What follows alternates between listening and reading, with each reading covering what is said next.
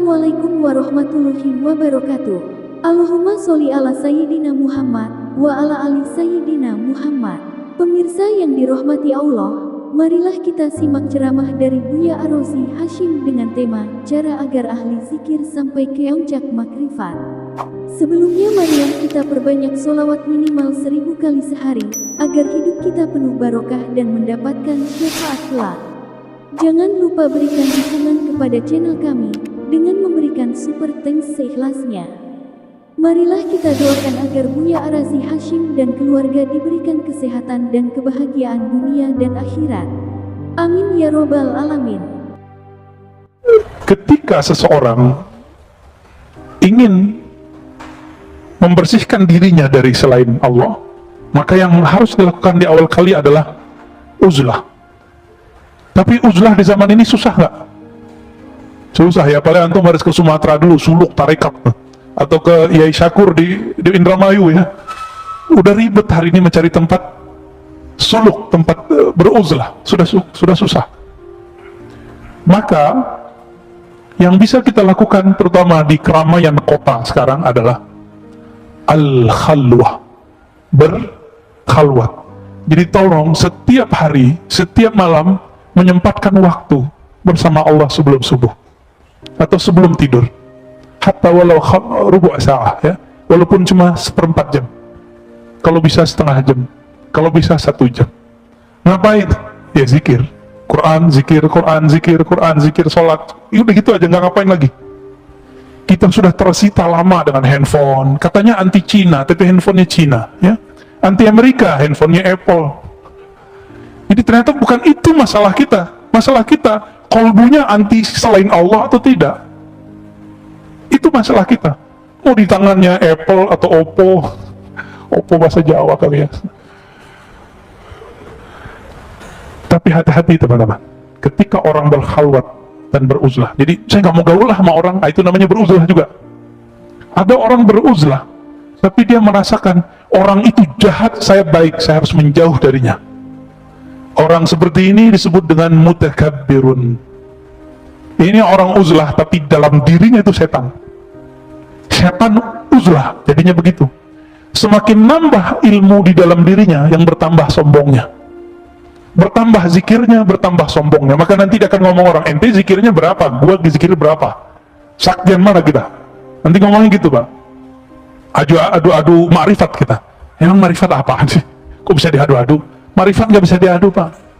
Yang bisa diadu nih, ini bisa diadu nih ya, isi otak bisa diadu, yakin bisa diadu, ma'rifat nggak bisa diadu, karena langsung ma'rifat itu yang disebut al-haq. Jadi kalau antum baca Al-Quran, al-haqqu min rabbika fala takunanna minal mumtarin, al-haq dari Allah itu ma'rifat, artinya pengetahuan yang pasti itu hanya dari Allah. Maka jangan pernah ragu, dan itu pintunya cuma satu, al-bab al-Muhammadi, yaitu pintu Rasulullah sallallahu alaihi wasallam. Maka yang tidak melewati jalur kenabian tidak akan sampai kepada al-ma'rifah. Ma'rifatnya semu, saktinya semu, alimnya semu. Alim di sini kena stroke habis Pak, benar nggak?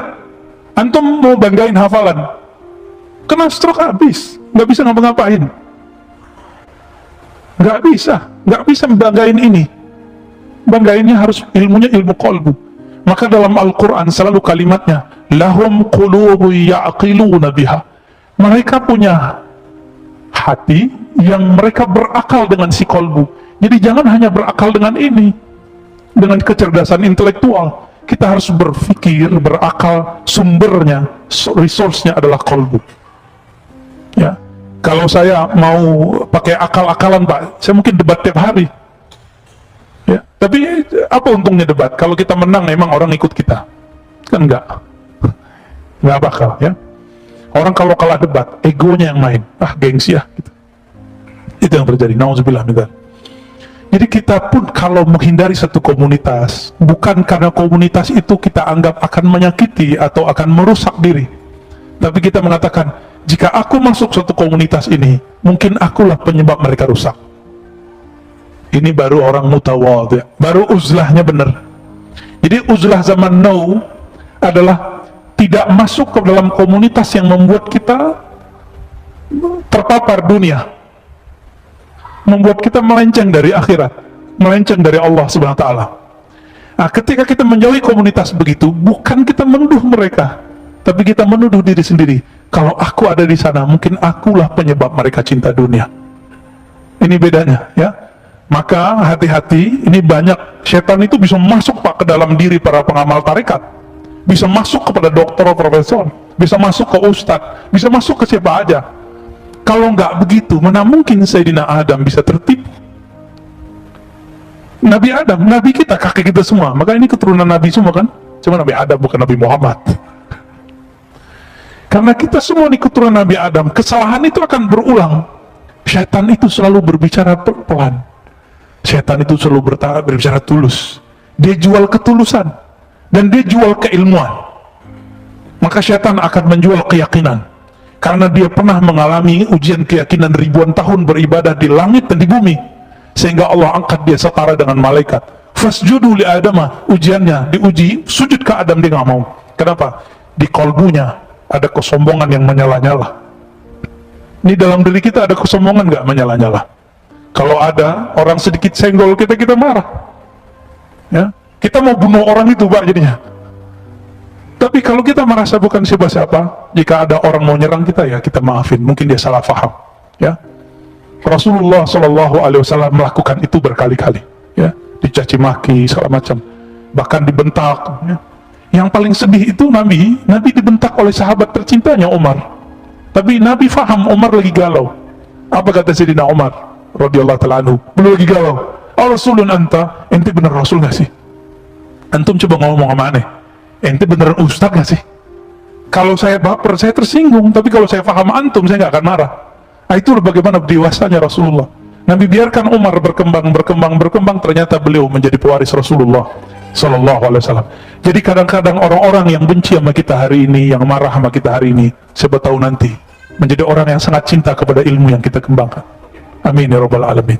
Jadi jangan bawa nafsiyah, ego diri, ya, yang kita kedepankan Allah Subhanahu wa Ta'ala. Maka beliau mengatakan, ya, wa man istasghara nafsahu fahuwa mutawadhi. Siapa yang beruzlah karena memandang dirinya kotor, takut merusak manusia, itulah yang disebut muslim hakiki mutawadhi. Kembali ke hadis yang sering dibaca oleh para asatis, al-muslimu man salima al-muslimuna min lisanihi wa yadihi. Muslim yang hakiki, yang mutawadhi, muslim yang khawatir orang lain tersinggung oleh lisannya. Maka saya katakan tadi, jika teman-teman salafi tersinggung oleh kalam saya, maafkan saya, ya. Jika teman-teman tarekat sufi tersinggung dengan kalam saya, tolong maafkan saya. Jika teman-teman yang ahli dalam ilmu apa kurang berkenan dengan saya, mohon maafkan saya, supaya masalah kita selesai di dunia. Lewat dari itu, antum mau debat, ayo kita debat, ya. Antum mau adu kitab, ayo kita adu kitab. Tapi unsuran benci, sakit hati, tolong dibuang dulu. Kalau enggak, kita nggak usah berdiskusi, ya, nggak usah berkalam, nggak ada manfaatnya. Gimana? Antum ketika tidak masuk yang disebut hijrah, ya, ini jebakan setan nih ketika hijrah. Aku mau hijrah deh dari kelompok ini, komunitasku, di situ orangnya jahat-jahat, di situ orangnya kotor-kotor. Kalau itu yang ada, fa anta mutakabbirun, maka kamu pewaris setan, pewaris iblis. Di dalam dirimu ada sifat permanen iblis, yaitu sombong. Jadi kepada teman-teman saya yang sedang merasakan dirinya hijrah, jangan berpikir bahwa orang-orang yang kita tinggalkan itu orang-orang jahat. Kita katakan, mungkin akulah penyebab mereka jahat. Dari mana ilmu ini? Dari Sayyidina Adam. Siapa lagi kita berguru kalau ke Al-Quran? Apa kata Sayyidina Adam ketika beliau berhasil dijebak oleh iblis? Apa kata Nabi Adam? Ya Allah, iblis yang disalahkan. Begitu nggak? Hah? Emang begitu? Enggak. Apa katanya? Rabbana zalamna. Ya Rabb, aku yang salah, kami yang salah. Ini ilmu Nabi Adam, Pak. Mau dapat ilmu Nabi Adam? Kalau ada masalah, dia nggak nyalain orang, dia nyalain diri sendiri. Ketika ada masalah, nggak childish. Jadi dua aja di dunia, childish dan sombong. Ini karakter orang yang suka nyalahin orang. Kalau di dunia kerja, satu tim nggak mau salah, dia salahin tim yang lain atau temannya. Maaf bos, ini bukan karena saya, tapi karena si anu nih, lupa nih. Nggak mau melakukan kesalahan. Kalau dalam dunia keilmuan, kiber. Kalau tadi childish, sombong. Ya, orang sombong nggak mau ngaku kalah dan nggak mau ngaku salah. Ngaku kalah dan salah ini dua hal yang berbeda, dan itu paling berat. Ya, paling berat. Jadi antum kalau diajak berantem orang ngaku kalah aja. Masih ingat cerita anak Nabi Adam? Ini turun, jadi sifat Nabi Adam ketika turun ke anaknya, Habil dan Qabil. Siapa yang mengaku kalah? Habil. Apa kata Habil?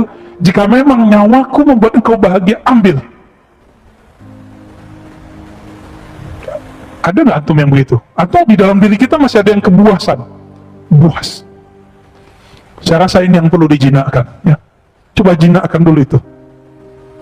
Maka di dalam kitab ini, ketika kita mau beruzlah, mau hijrah, mau latihan mengenal diri, mengenal Allah, maka kita bukan mau belajar jadi orang suci.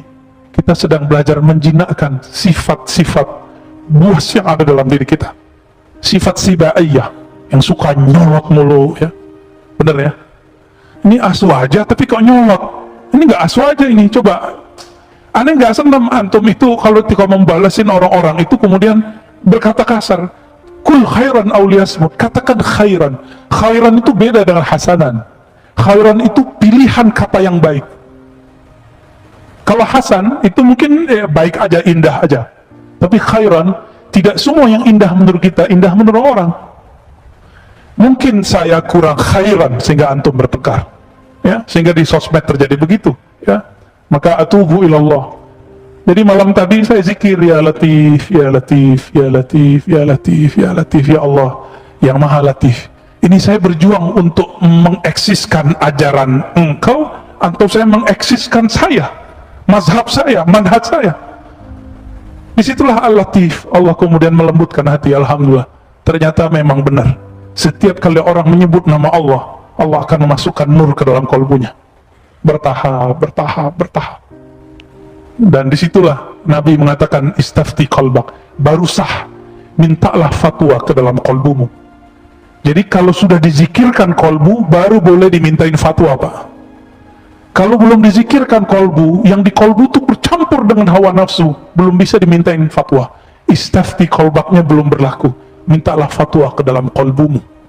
Kalbu itu wilayah terdalam kita, yang ketika dia berzikir dia akan mengalah. Gak apa-apalah ngaku kalah, ya. Kalah debat gak apa-apa, saya nggak marahin antum kok, ya. Kalau mau buat forum-forum perdebatan ilmiah, teman kita Ahlus Sunnah banyak yang siap berdebat, ya. Nanti bukan aneh yang maju, ya, aneh nggak pintar debat. Yang pintar debat tuh banyak, ada Buya Asfi, Kiai Ma'ruf Khazin, ya, Habib Ges, itu jago-jago semua tuh. Kalau kita ngaji-ngaji kitab biasa aja, ya. Mau ngaji ayo, banyak, ya, banyak yang mau debat, karena itu memang jihad mereka di situ. Mereka berjihad di wajadilhum billati hiya ahsan. Berjihadlah dengan cara yang, berjidallah dengan cara yang ahsan. Tayyib.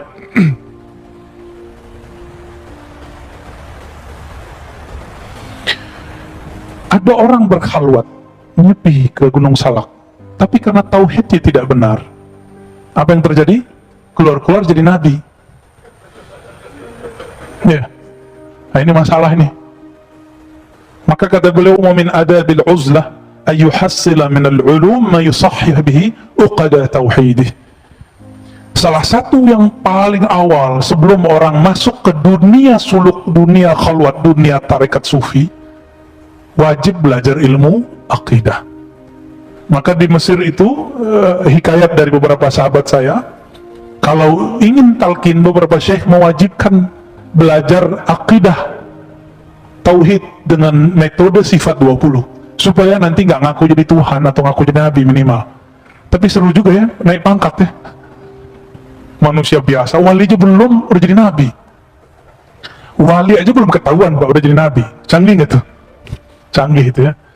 Itu gimana nasibnya itu orang tuh yang sudah naik pangkat itu, ya. Likai la yastawiyahu syaitan biwasawisih. Apa faedah belajar tauhid yang benar? Supaya syaitan tidak mewaswaskannya, ya, mewaswaskannya. Was-was ini sekarang ternyata ketika belajar tauhidnya tidak sesuai dengan manhaj Ahlus Sunnah. Was-was itu sekarang nggak hanya ketika masuk suluk tarekat, Tapi ketika belajar apa saja, antum kalau nggak benar tauhidnya, merasa paling benar, ini yang paling bahaya. Jadi waswas syaitan yang paling gawat hari ini yang masuk ke dalam kalbu manusia adalah merasa dirinya lebih benar. Yang paling benar siapa? Allah. Akhirnya mereka berpikir, kita ini nggak yakin dengan apa yang kita ajarkan. Kita yakin. Yakin kita disebut ilmu yakin. Ainul yakin, haqqul yakin. Tapi al-yakin kullu itu milik Allah. Ya. Jadi kita paling tinggi cuma sampai haqqul yakin. Selebihnya kita pulangkan kepada Allah. Di atas al-yakin itu namanya al-haq. Al-haq itu cuma milik Allah. Jangan pernah ambil al-haq Allah. Antum ambil al-haqnya Allah. Itulah kibir yang sebenarnya. Jadi tahu sebenarnya rahasia iblis. Iblis kenapa dimurkai? Jauh sebelum dia disuruh untuk sujud kepada Sayyidina Adam, dia ingin memakaikan baju al-haq itu. Makna al-haq itu mau dia pakaikan ke dalam dirinya. Maka Allah Ta'ala sudah murka kepada iblis, tapi masih Allah sembunyikan, diuji dengan yang zahir. Adanya Sayyidina Adam, ternyata dia masih sombong, dan dia mengatakan ana khairum, aku lebih baik daripadanya, ya.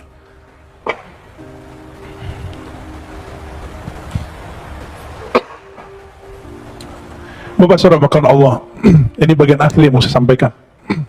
Kalau mau ingin husnul khatimah, mau husnul khatimah nggak? Meninggal husnul khatimah, perbanyak amal dalam keadaan khalwat. Sebelum subuh, sebelum berangkat ke masjid, atau sebelum tidur, atau beramal sunat di rumah, perbanyak amal. Hatta harim kita nggak tahu, hatta anak kita nggak tahu kita lagi zikir apa. Kalau bisa begitu. Kata pasangan kita nggak ngerti berapa jumlah zikir kita. Mungkin dia tahu teknik zikir kita, tapi tidak tahu berapa jumlah zikir kita. Dan jangan pernah keluarkan saya zikir sekian, kecuali antum jadi guru lalu ingin memotivasi murid. Jangan pernah. Suatu kali ada seorang datang kepada Imam Abu Yazid Al-Bustami dan mengatakan, sumtu 20 sana ya Syekh, wahai tuan guru, aku sudah berpuasa 20 tahun. Apa kata beliau? Aftarta, kamu baru saja berbuka. Karena orang selevel dia 20 tahun berpuasa, seharusnya sudah masuk level puasa batin. Puasa ruhani, yaitu tidak memamerkan amalan depan orang. Maka kalau pengajian, ya, nggak usah pasang postingan lagi kajian nih, gitu. Kalau dulu unik, lagi dengerin azan di Masjidil Haram, lagi dengerin azan nih, pakai J lagi azan di Masjidil Haram. Allahu Akbar. Nggak usah, ya. Bangun tidur malam hari, bangunin teman. Bangun, dalam hati nggak selamat, biar teman tahu aku udah bangun duluan. Hati. Mainannya setan halus tapi nyata. Halus tapi nyata. Itu beda halus dengan nyata dengan tampak. Tampak ini pasti dia fisik. Tapi kalau nyata kadang-kadang dia halus, tapi terasanya jelas. Rasakan saja dialog hati kita bertengkar ketika kita mau pamer. Benar ya? Itu yang pertama. Yang kedua, teman-teman, tunjukkan kepada Allah bahwa kita hambanya, baik dalam sunyi ataupun keramaian. Itu sama. Ini ciri-ciri orang yang lulus khalwat. Walaupun tidak khalwat 40 hari, tapi antum lakukan ini setiap hari. Mencoba kualitas zikir dan amalnya sama ketika sendiri dan sama ketika bersama orang. Insya Allah ini sudah berhasil disebut khalwah dar anjuman, kata Syah Naqsyaband. Berkhalwat dalam keramaian. Al-khalwah fil jalwah. Begitu kata Maulana Imam Khalid, ya, Ad-Dimashqi Al-Baghdadi. Berkhalwat tapi dalam keramaian. Inilah ajaran Imam Ghazali yang dia wariskan dari Abu Ali Al-Farmadi, bersambung kepada Rasulullah Sallallahu Alaihi Wasallam. Maka sebaik-baik orang bukan yang menjauh dari manusia, tapi sebaik-baik orang yang dia bergaul dengan manusia, tapi kolbunya tetap bersama Rabbun Nas, Allah Subhanahu wa Ta'ala. Panitia apa? Ini sampai ada azan masih? Lanjut? Masih lanjut ya? Oh ya, saya ingat saya begitu ya. Lalu ketika antum berkhalwat, ya, berarti kita lanjut dulu deh. Ada wali cerita, ini kan sempat rame sebelum puasa. Ada seorang Habib dibully karena dia cerita tentang gurunya atau Habib Fulan bisa bertemu Allah 40 hari sehari semalam, begitu ya. Apakah itu cerita baru, cerita lama? Itu sebenarnya sudah banyak di kitab. Cuma orang yang jarang baca kitab menganggap itu aneh. Saya mau tanya, antum masih ingat hadis al-ulama warasatul anbiya? Ulama pewaris para nabi. Nabi Adam ketemu Allah nggak? Ketemu Allah.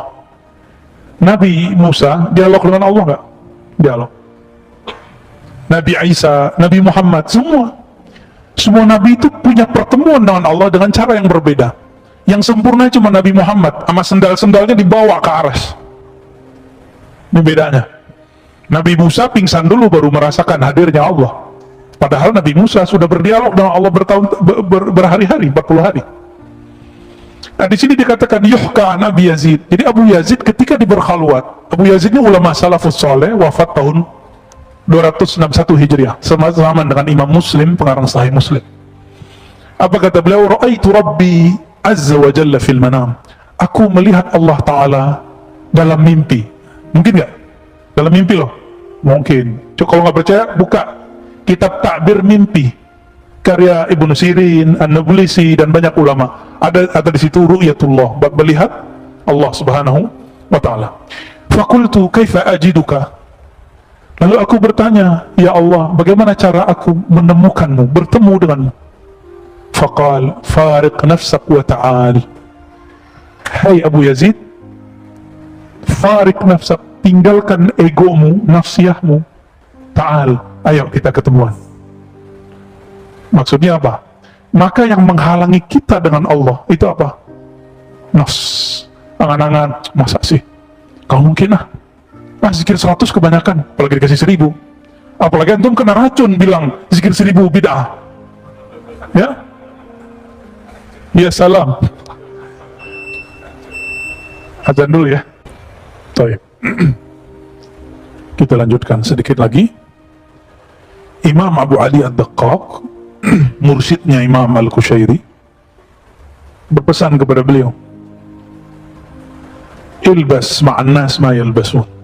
Kalau kamu ingin mengikuti petuah uzlah yang sesuai dengan zaman kontemporer, zaman sekarang, zaman now ya, hijrah zaman now, gimana? Ilbas ma yalbasun, pakailah yang mereka pakai, berkendaralah dengan apa yang mereka kendarai. Maka beruzlah itu bukan berarti menanggalkan perangkat-perangkat hidup, itu fasilitas, pakai aja ya, kita nggak dilarang pakai itu, yang penting halal ya. Ilbas ma yalbasun ya, mereka bisa pakai mobil mewah, antum pakai mewah boleh, tapi jangan nunjukkan nih lo Islam bisa pakai, nggak, Islam nggak perlu digitu-gituin, nggak perlu dikasih-kasih tulisan Islam itu mewah, nggak perlu juga ya.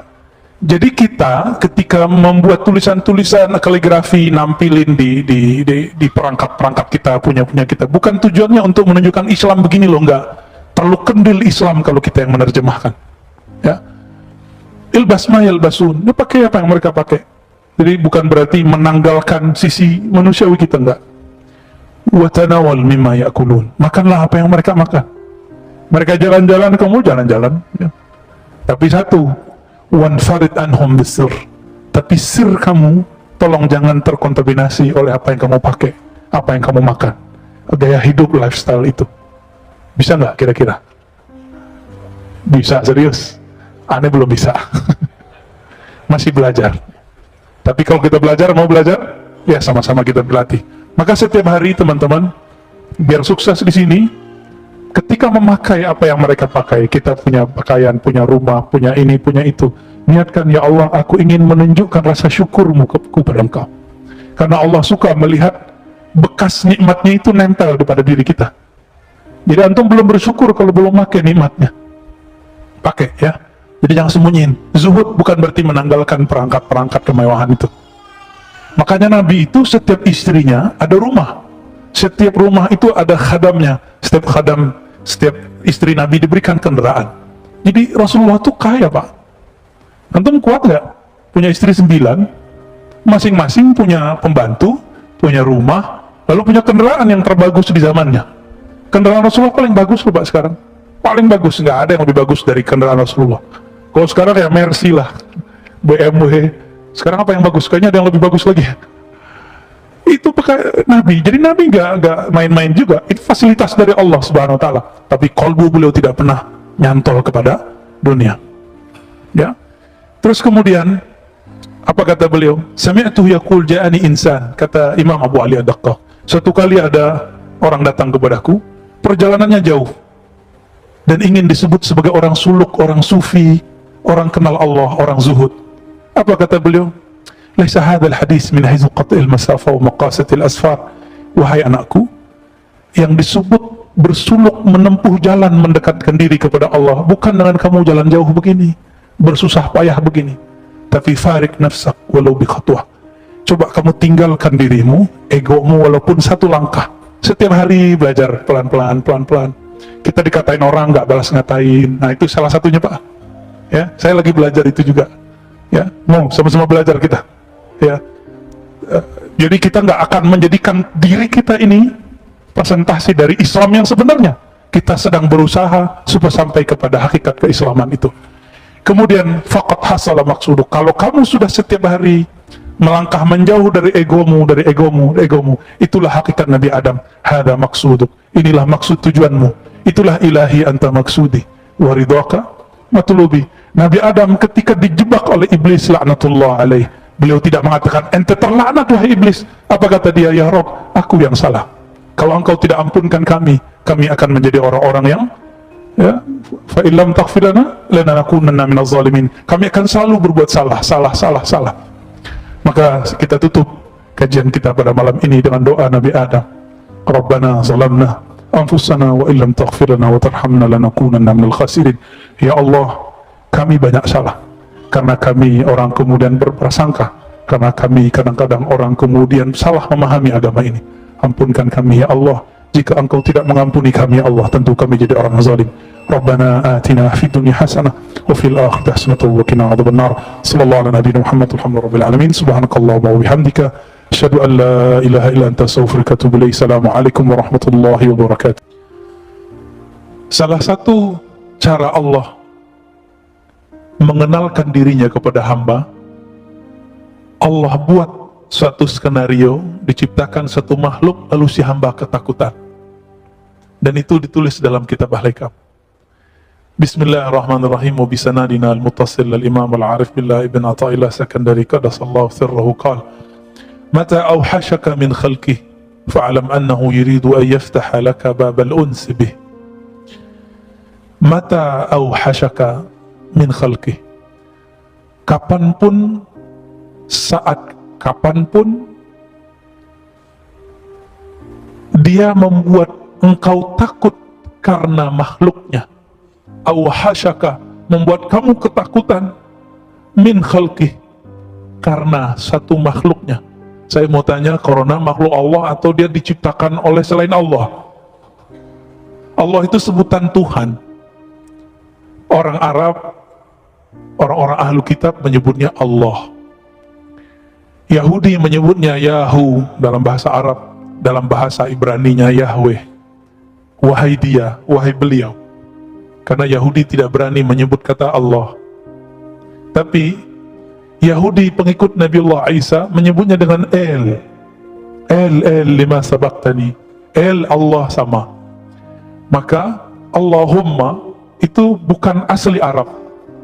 Itu adalah bahasa Ibrani tua, bahkan Suryaniyah lama yang dulu pernah dipakai Sayyidina Adam sebelum ada bahasa Ibrani dan bahasa Arab. Itu beliau sudah pakai bahasa tua, ya. Bahasa Aramaik, namanya bahasa Aram, ya. Itu penyebutan aja, ya. Setiap kali dia membuat kamu ketakutan karena corona, kira-kira begitu terjemahan hari ininya. Sekarang zaman corona, Pak, ya, atau dengan virus apapun, atau dengan preman siapapun, atau dengan penguasa yang jahat manapun, atau dengan para teroris manapun, gitu. Fa'alam, maka ketahuilah, annahu yurid, bahwasannya dia sedang ingin yaftah babal uns, yaftah laka babal uns, membuka bagimu satu pintu ma'rifatullah bernama unsiyah. Apa arti unsiyah? Unsiyah artinya keintiman. Keintiman. Kadang-kadang orang takut dengan corona, Tapi ada yang lebih berbahaya, yang lebih menakutkan. Takut karena maksiat. Takut karena pernah bermaksiat. Semua kita pernah maksiat nggak, Pak? Bener. Mas, semua kita nggak ada yang nggak bermaksiat, maka nggak usah sok suci. Pernah maksiat nggak? Pernah maksiat. Nggak maksiat mata, maksiat telinga. Nggak maksiat telinga, maksiat lisan. Nggak maksiat lisan, maksiat kolbu. Kalaupun kita nggak maksiat secara zahir, kita maksiat dalam batin. Ustadz, saya nggak pernah iri, oke. Saya nggak pernah sombong, oke. Tapi pernah lupa nggak kepada Allah? Semua kita pernah lupa kepada Allah. Itu dosa juga, Pak. Pernah merasa lebih pintar dari orang nggak? Sering, tiap hari ya. Itu dosa apa namanya? Itu dosa besar loh, Pak. Kiber. Itu dosa besar, bukan dosa kecil. Saya pernah diizinkan Allah mentalkin seorang ulama. Banyak. Ada beberapa ulama-ulama muda, ulama senior. Itu diajak istighfar nggak ada efek. Nggak ada efek. Ayo Ustadz, ayo Pak Kiai, ayo kita istighfar. Nggak ada efek dia. Orang udah nangis-nangis semua, dia nggak nangis-nangis. Ternyata satu masalahnya, dia merasa lebih pintar dari saya. Akhirnya di dalam hati ada ilham masuk. Coba ajak istighfar daripada merasa lebih pintar. Maka kita istighfar, astagfirullah, ya Allah ampuni dosaku karena aku merasa lebih pintar daripada orang lain. Langsung Mak nangis. Berarti dosa yang tidak terlihat karena merasa pintar ini lebih susah ditobatkan. Ini mohon maaf nih, yang narkoba gampang Pak tobatnya. Antum tobat, nggak ngulangin, tinggalkan komunitas, Allah terima. Pernah minum khamar, Allah gampang itu. Orang melakukan zina gampang tobatnya. Tapi kalau dosa sombong, susah tobatnya. Antum kalau ada rasa sombong, gak mau dengerin saya. Maka salah satu ciri-ciri orang sudah tidak sombong, dia mau dengerin orang lain. Maka kepada para ustadz, para da'i, jangan ceramah mulu, sesekali jadi mustami. Imam Ahmad mengatakan, ciri-ciri orang alim itu, dia mau belajar kepada yang lebih besar, sepantaran, dan yang lebih kecil.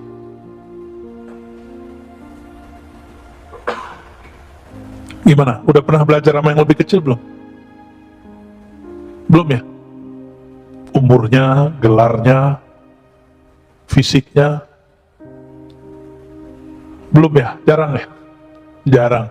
Kalau umur sering, tapi kan gelarnya tinggi. Yang umurnya kecil, gelarnya nggak segede kita, Pak. Pernahkah kita mau dengerin?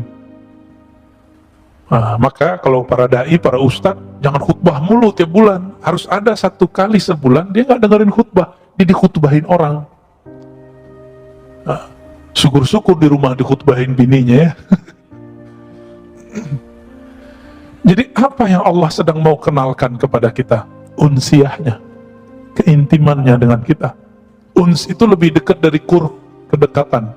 Uns itu sudah mesra. Pernah, ini ilustrasi biar gampang. Anak-anak kita, kalau ketakutan dia nyari siapa? Ayahnya. Ayah, gitu terus dipeluk kan?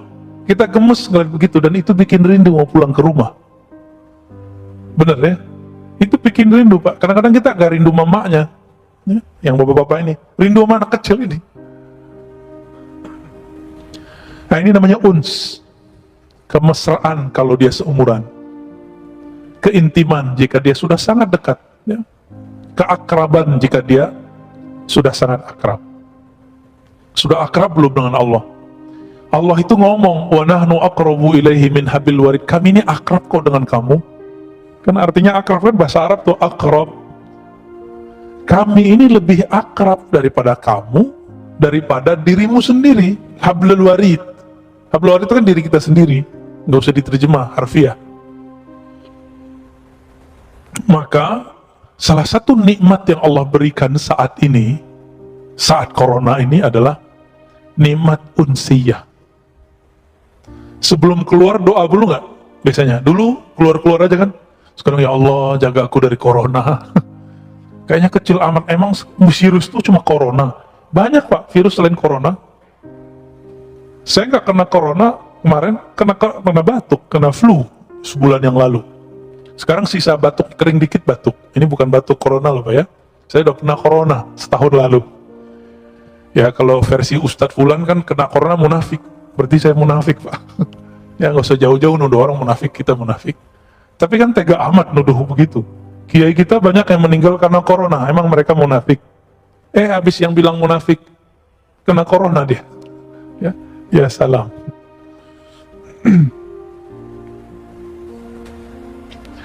Nah, kita mundur. Khairu awqatika.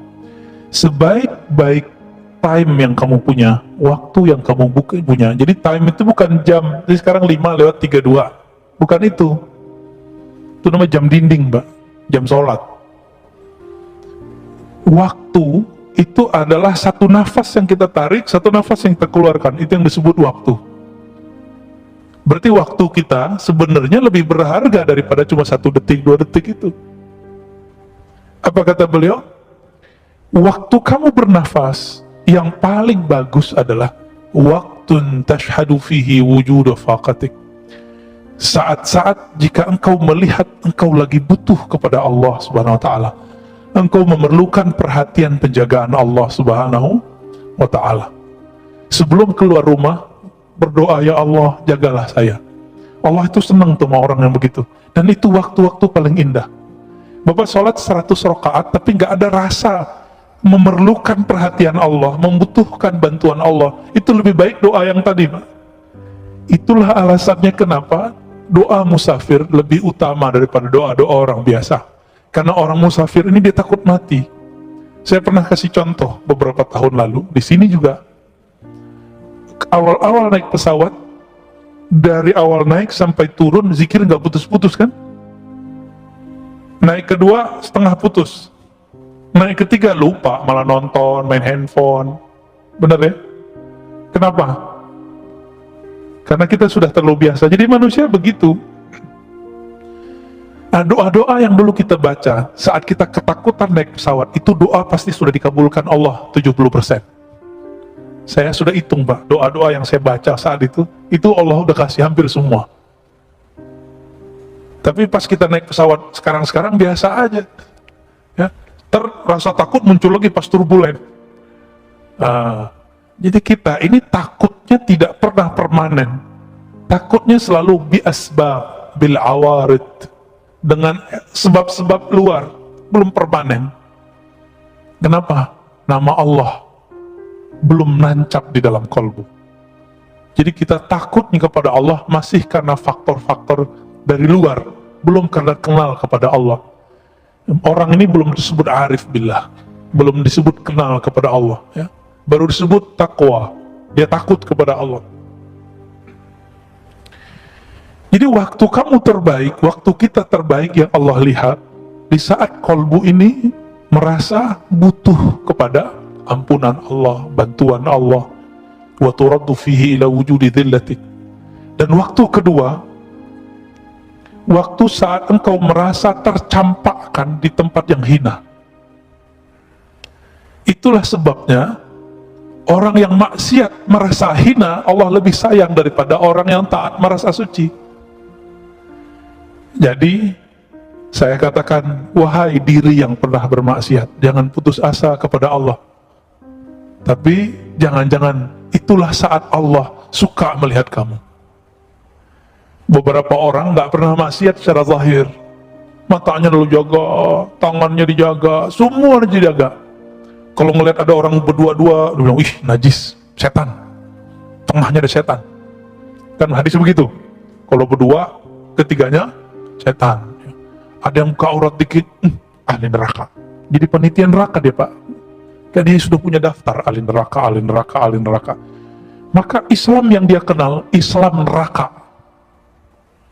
Ini orang begini ini berbahaya, sangat-sangat berbahaya. Mungkin dia korban pendidikan neraka. Ya. Dulu waktu kecilnya orang tuanya bilang sholat, kalau nggak sholat neraka. Nah, digituin dulu kali sama orang tuanya. Ini jangan-jangan nih orang tuanya begini-gini nih. Ini antum horor-horor nih wajahnya. Kalau udah ngaji hikam nggak gitu lagi ngajar anak. Ya, ngajar anak bukan dengan ancaman. ngajar anak dengan pujian dan reward. Kasih dia harapan. Anak soleh bangun. Itu anak kecil lebih senang pada gituin. Anak soleh bangun. Anak papa bangun.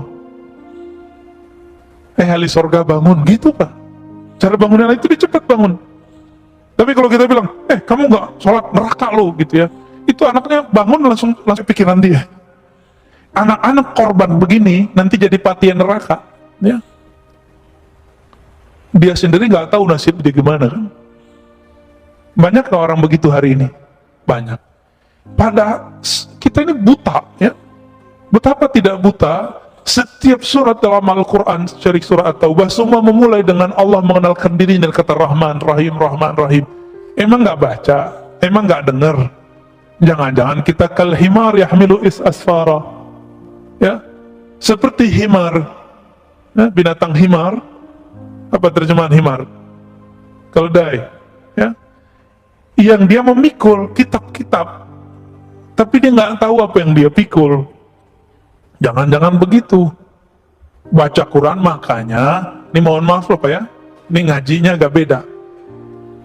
Saya itu nggak ngajak orang khataman Quran banyak-banyak, seperti Imam Syafi'i. Kan kalau Imam Syafi'i baca Quran ngerti, maka beliau emang afdolnya baca Quran banyak-banyak.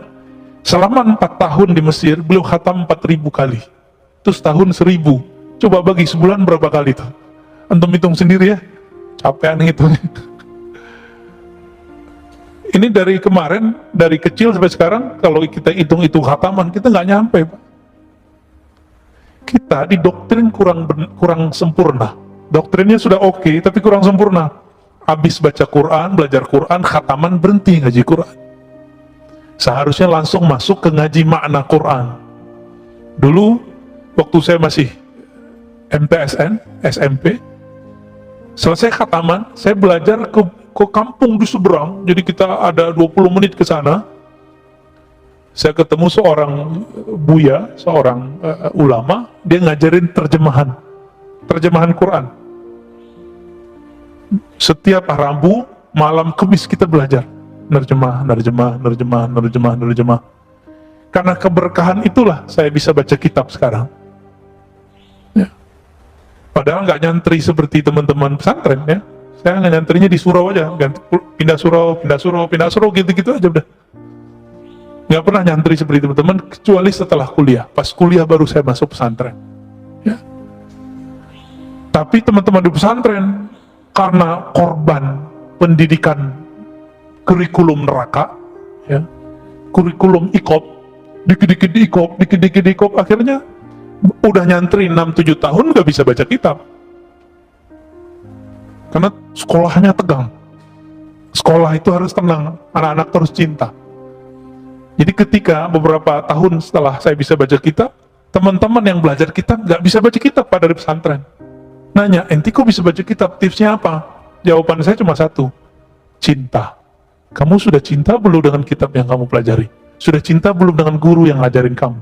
Jadi saya nggak pernah ngapalin Pak selama berapa tuh ya, 6 tahun itu bahasa Arab nggak ngapalin. Anak kelas 3 ya, mau mereka ujian, itu mereka datang mau murojaah kitab dengan saya. Padahal kita baru kelas 1 dan kelas 2. Apa rahasianya? Cuma cinta. Saya cukup ingat kitabnya, ingat guru yang saya sukai itu, bukan cinta fisik. Cinta ilmunya. Itu langsung ingat semua terjemahannya, maknanya, lembaran-lembarannya. Maka kalau ingin mengajari anak supaya pinter, jangan diajari dengan ancaman. Ajari dia mencintai ilmu yang dia pelajari. Baik. Jadi kapan saat-saat yang paling Allah suka? Bukan saat kita puasa 1000 kali, puasa 1000 hari, sholat 1000 rakaat, enggak. Allah sangat suka kepada hamba 2 saat. Pertama, saat dia menyaksikan si hamba itu butuh kepada Allah. Berarti Allah ini sangat suka jika hamba itu bermanja-manja kepadanya. Apakah sudah bermanja-manja kepada Allah malam tadi? Belum ya? Kita merasa kita pinter ya? Hebat, saya bisa lo tahajud. Orang begini Allah nggak suka lihat, Pak. Tapi ketika dia bangun, alhamdulillah ya Allah, Engkau bangunkan aku. Ketika sujud, dia mengatakan, ya Allah, Malam ini banyak orang yang tidak bisa sujud. Sekarang engkau takdirkan, kau gerakkan kepalaku untuk sujud. Dibaca ayat, dikatakan, ya Allah, lidah ini banyak dosa, tapi Allah izinkan membaca namamu. Nama Allah berat nggak? Saya udah pernah nyebut ini, Pak. Nama Allah berat nggak? Kurang berat apa? Nama ini jika ada di bumi, satu orang jadi bumi nggak jadi kiamat.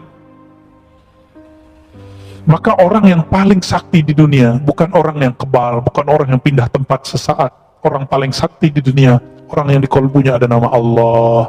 Allah itu. Semakin banyak nama Allah di kolbu, semakin orang ini sakti di sisi Allah, bukan di sisi makhluk Allah. Jadi antum itu nggak sakti kalau nggak bisa nahan kiamat.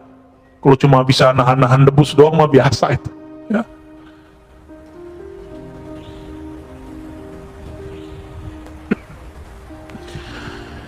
Lalu apa gelaran orang? Gelar orang yang merasakan dua hal ini. Merasa butuh kepada Allah, memerlukan Allah, dan merasa hina di hadapan Allah. Apa sebutan orang ini? Sebutannya Abdullah, hamba Allah. Maka antum coba lihat, ini gelar Nabi loh ya. Jadi Nabi itu, ini sering dipahami terhadap tasawuf. Orang nuduh Imam Al-Hakim At-Tirmizi, ahli hadis yang sufi, Ibn Arabi yang sufi, mengatakan wali lebih tinggi dari kenabiannya. Karena setiap nabi itu pasti wali. Setiap rasul pasti nabi. Kewalian itu inti dari seorang nabi. Ala inna awliya Allah la khawfun alaihim wa lahum yahzanun. Ketahuilah sungguhnya wali-wali Allah. Apa arti wali Allah? Kekasih. Maka kewalian itu artinya kekasih. Bab cintanya seorang wali itu lebih tinggi daripada bab nubuatnya, gitu maksudnya. Bukan berarti seorang wali yang bukan nabi lebih tinggi daripada seorang nabi. Itu keliru besar. Nggak ada begitu di kitab Fususul Hikam. Imam Ibn Arabi tidak pernah mengatakan itu. Tanda orang yang menuduh Ibn Arabi mengatakan nabi lebih mulia, apa wali lebih mulia daripada nabi, dia tidak khatam satu kitab tipis, separuh kitab ini Pak, kitabnya Fususul Hikam judulnya. Kitab tipis saja nggak khatam, gimana kitab yang 9 jilid Al-Futuhat Al-Makkiyah? Terus nuduh. Jadi betapa banyak hari ini orang-orang yang sudah alim dan satu ilmu, tapi dia bodoh dalam ilmu lain, lalu dia tolak ilmu itu. Dan itu sudah ada sejak zaman dahulu. Maka kemarin kita ngaji dengan beberapa komunitas teman-teman kita, ngaji kitab judulnya Risalah Al-Laduniyah karya Al-Imam Hujjatul Islam Abu Hamid Al-Ghazali. Beliau menceritakan latar belakang menulis kitab Risalah Laduniyah itu. Apa kata beliau? Ada teman saya datang melaporkan lawan debatnya yang mengatakan ilmu itu cuma ilmu yang tertulis di kitab. Yang nggak tertulis di kitab yang kita pahami sekarang berarti nggak ada, ilmu ngada-ngada gitu. Maka belum nulis kitab Ar-Risalah Al-Laduniyah. Ini saya mau nanya Pak, ilmu itu yang di kitab ini atau yang dalam hati saya? Maka kitabnya antum bawa, antum langsung berilmu nggak? Seandainya ilmu itu di kitab, coba bawa kitab ini, antum langsung berilmu. Enggak, ilmu nggak di sini. Ilmu itu